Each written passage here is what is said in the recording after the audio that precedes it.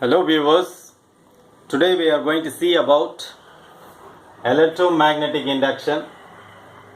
Basically we are going to see the experiments conducted by Faraday and Henry. Okay. So first experiment is you have a coil and at the ends of the coil you are connecting a galvanometer. You all know that a galvanometer is a current sensitive device. It will show the deflection when current pass through the galvanometer. So now you have a magnet. Now what happens is if you move this magnet inside and outside, you can see there is a deflection in the galvanometer. That means whenever a conductor cuts a magnetic field or a magnet cuts a conductor, then an EMF is induced in the coil. That means now the magnet is cutting the coil. Okay. Therefore, an EMF is induced, voltage is induced in the coil. Because of that small voltage, this is a closed loop, so a current will start flowing. Therefore, we can see the deflection. So, there is a interconnectivity between current and magnetic field. Whenever current flows, there is a magnetic field. This we studied in the earlier topics. Okay. Now, in the place of this conductor and this magnet, what we can have is, we can have an electromagnet. That means you can have a coil. Okay. This coil is operated with a battery. Say negative, positive, like that. Now assume the switch is closed. Okay, this is switch and the switch is closed. Say a current starts, say this is coil 1 and coil 2. A current starts flowing in this coil 2. Because of this current, there will be a magnetic field, and basically it acts as a solenoid, but the core is air core basically. So there will be a magnetic field. That magnetic field tries to cut this coil. That magnetic field tries to interfere with this coil. Therefore, an EMF is induced in this coil, and both the coils are linked by magnetic field, magnetic flux. Okay. Therefore, an EMF is induced, and therefore you can see some deflection in the galvanometer. So once again I repeat this point. So instead of having a permanent magnet, north-south pole, you can create magnetic field with the help of current and a coil. So you have a battery, switch is closed, the current flows in the circuit, therefore magnetic field is produced. These two coils are very close to each other, therefore this magnetic flux is linked with the coil 1. Therefore this magnetic field tries to cut this conductor, that is coil 1 conductor is cut by the magnetic field. Therefore, the galvanometer is deflected. But if you see, actually this is third case. Third case, it means when the switch is open, there is no current. So now the switch is open, so there is no current. I is equal to 0 now. Therefore, there is no magnetic field. Therefore, there is no magnetic field. Therefore, the voltage is not induced in the coil. Therefore, voltage across the coil is 0, therefore no current, therefore there is no deflection in galvanometer. So in this case, the galvanometer current is equal to 0 microamps. But when you momentarily switch on the circuit, a current will start flowing. So current starts flowing, magnetic field is produced. That magnetic field, magnetic flux gets linked with the coil 1, and this magnetic field cuts the coil 1. Therefore, an EMF is induced. Therefore, a current will start flowing, and therefore, galvanometer current, you can see some current. Okay, so galvanometer current may be say 1 microamps, 10 microamps, like that. Now, this will happen the point at which switch is open to closed.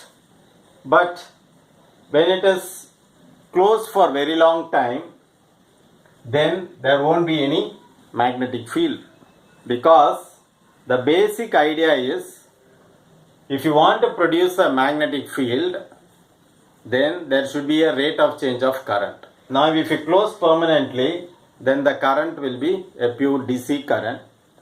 Therefore, there is no rate of change of flux. So you won't get any magnetic field at all. So the moment you switch on from off to on or on to off, there is a switching of two different states.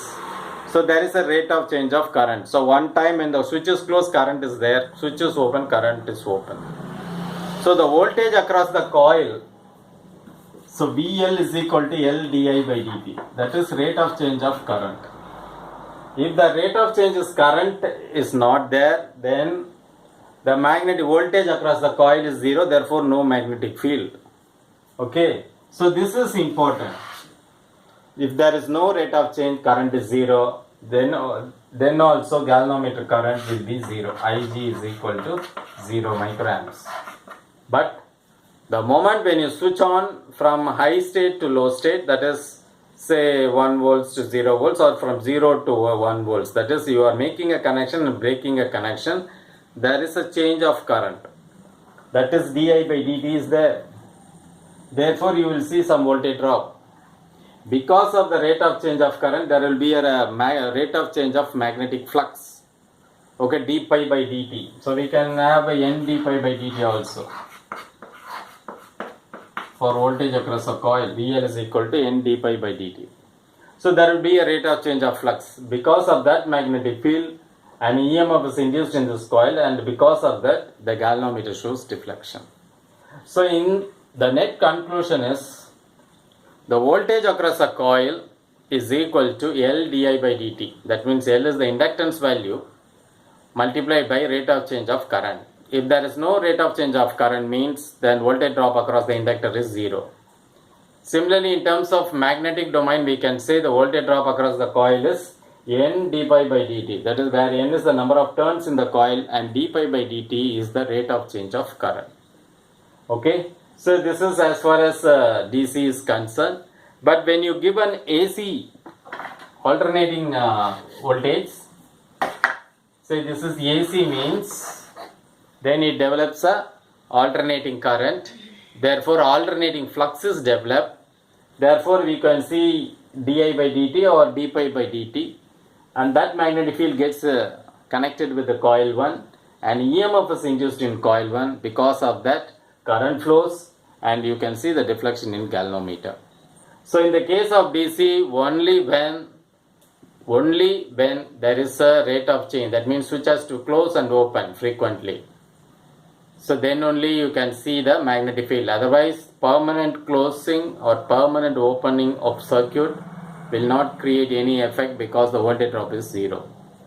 Hope you have understood this topic about electromagnetic induction in two different cases, when you apply DC and when you apply AC, and these observations were observed by Faraday and Henry, and they made laws based on these experiments. That is, the voltage drop across an inductor is equal to n d pi by dt or L di by dt. It depends on rate of change of current. If inductance value, L value, or rate of change of current increases, then voltage increases. Similarly, in magnetic domain, if you see, you can increase the voltage by increasing the number of turns, and d pi by dt, rate of change of flux, increases, then also voltage drop increases. The idea is, in the AC domain, if the frequency increases, then rate of change of flux increases. Therefore, you will get induced voltage will be high. For example, for 1 kilohertz, the induced voltage, and if you compare with 1 megahertz induced voltage will be very high, because 1 kilohertz the rate of change is very less compared to 1 megahertz.